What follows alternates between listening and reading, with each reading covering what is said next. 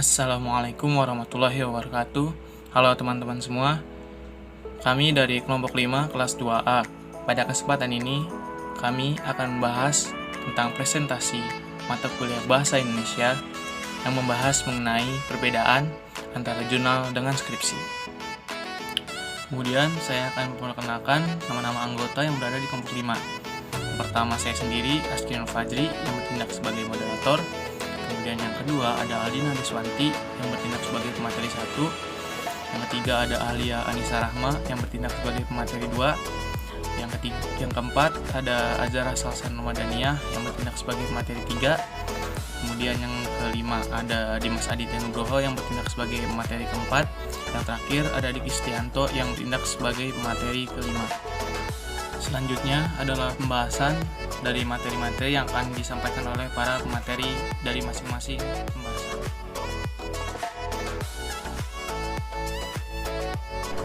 Karya ilmiah.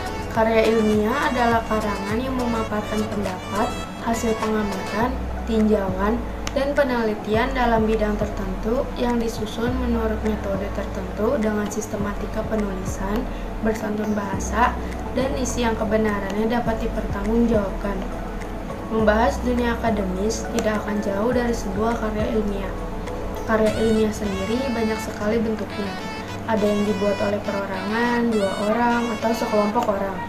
Karya ilmiah itu juga ada yang diterbitkan secara terbatas hanya untuk kalangan sendiri, kalangan tertentu, atau ada juga yang dipublikasikan secara masif untuk umum. Masing-masing dari karya ilmiah itu juga ada yang dipublikasikan melalui media elektronik atau cetak. Bisa berupa artikel, jurnal, buku, skripsi, tesis, atau disertasi. Mempunyai ciri khas dan perbedaan yang masing-masing mempunyai manfaat dan tujuan yang berbeda. Jurnal merupakan publikasi periodik yang berisikan sejumlah artikel yang diterbitkan secara berskala pada interval tertentu. Jurnal biasanya diterbitkan sebulan sekali, 4 bulan sekali, 6 bulan sekali, atau 1 tahun sekali. Naskah artikel yang ditulis untuk jurnal direview atau dievaluasikan oleh tim reviewer. Sebelum masuk ke meja editorial jurnal, reviewer artikel jurnal biasanya lebih dari 1 orang yang merupakan pakar di bidang studi tertentu, sesuai dengan topik yang ditulis dalam artikel. Jurnal pada umumnya berisi sejumlah referensi yang menjadi rujukan penulisan tiap artikel. Jenis artikel yang ditulis tak terbatas, laporan penelitian. Namun bisa pula berupa review literatur. Artikel jurnal yang merupakan laporan penelitian secara tipikal terdiri dari beberapa bagian dari judul, abstrak, deskripsi pengantar, kajian pustaka, metodologi hasil, analisis, diskusi, dan implikasi hasil penelitian. Kadang disertai usulan tentu agenda riset lanjutan dan rekomendasi. Secara garis besar, ada 3 jenis jurnal, diantaranya ialah trade journals, jurnal yang berisikan berita terkini, saran atau pendapat dari praktisi dan industri maupun profesi. Popular journals, jurnal yang berisikan cerita fitur, pendapat, dan juga potongan editorial yang informatif untuk menghibur para pembaca. Yang ketiga, scholarly journals, jurnal akademik yang berisi informasi seputar ilmu pengetahuan. Skripsi merupakan salah satu karya ilmiah dalam bidang studi tertentu yang ditulis oleh mahasiswa program sarjana. Menurut Dr. Handus Darwanto, tahun 1992, skripsi merupakan sebuah karya ilmiah yang disusun oleh seseorang mahasiswa program sarjana dari hasil-hasil penelitiannya atas dasar analisis data primer dan analisis data sekunder. Dalam Kamus Besar Bahasa Indonesia atau KBBI, skripsi merupakan karangan ilmiah yang wajib ditulis oleh mahasiswa program sarjana sebagai bagian dari persyaratan akhir pendidikan akademisnya. Skripsi ditulis dengan tujuan untuk menginformasikan hasil penelitian lapangan, hasil pengembangan, atau hasil kajian pustaka. Berbeda dengan artikel, penulisan skripsi umumnya ditulis dengan sangat lengkap dan jelas.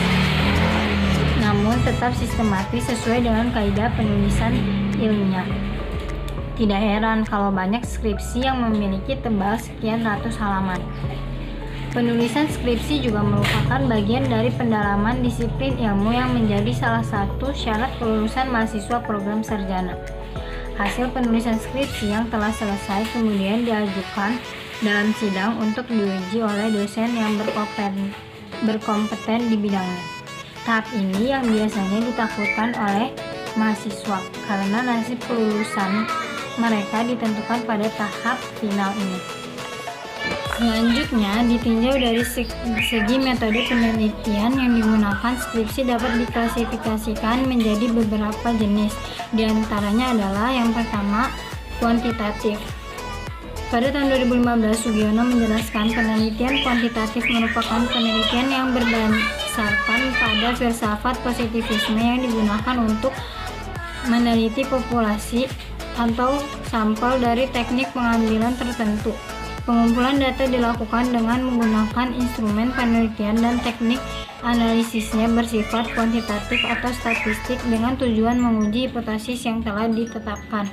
Selanjutnya, kualitatif. Skripsi kualitatif merupakan skripsi yang di dalamnya menggunakan metode penelitian berlandaskan pada filsafat positivisme, digunakan untuk meneliti suatu objek alamiah di mana penelitian sebagai instrumen kunci.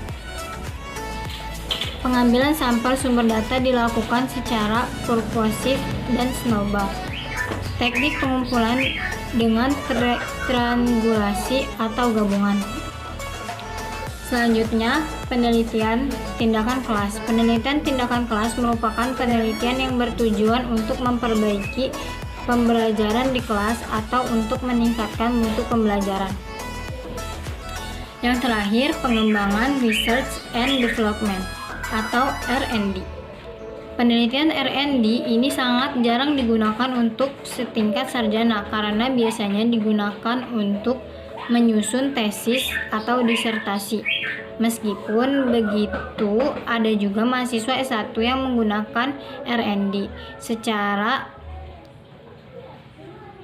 Secara umum, R&D merupakan metode penelitian yang digunakan untuk tujuan menghasilkan suatu produk dan menguji keefektifan dari produk tersebut. Dari penjabaran di atas, dapat kita dapatkan beberapa poin perbedaan yang ada pada jurnal dan skripsi sebagai berikut. Yang pertama, jurnal. Jurnal adalah terbitan berkala yang berbentuk pamflet berseri, berisi bahan yang sangat diminati orang saat diterbitkan. Kemudian skripsi adalah istilah yang digunakan di Indonesia untuk mengilustrasikan suatu karya tulis ilmiah berupa paparan tulisan hasil penelitian sarjana S1 yang membahas suatu masalah fenomena dalam bidang ilmu tertentu dengan menggunakan kaidah-kaidah yang berlaku.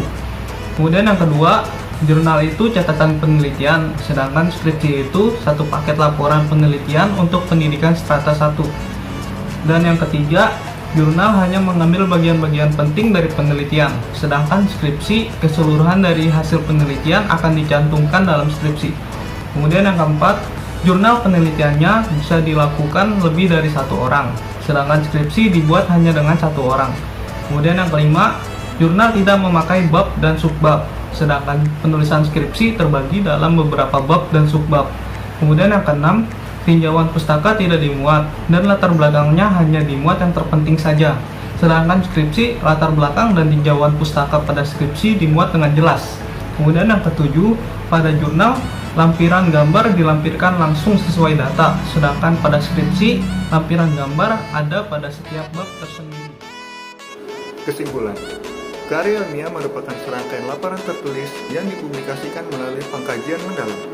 Ada beberapa contoh jenis karya ilmiah yang banyak digunakan di dalam dunia akademis seperti jurnal dan skripsi. Jurnal adalah terbitan berkala yang berbentuk pamflet berseri berisi bahan yang sangat diminati orang saat diterbitkan. Sedangkan skripsi merupakan istilah yang digunakan di Indonesia untuk mengilustrasikan suatu karya tulis ilmiah berupa paparan hasil penelitian sarjana S1 yang membahas suatu permasalahan atau fenomena dalam bidang ilmu tertentu. Keduanya memiliki sedikit perbedaan dari segi tujuan dan masing-masing penulisannya.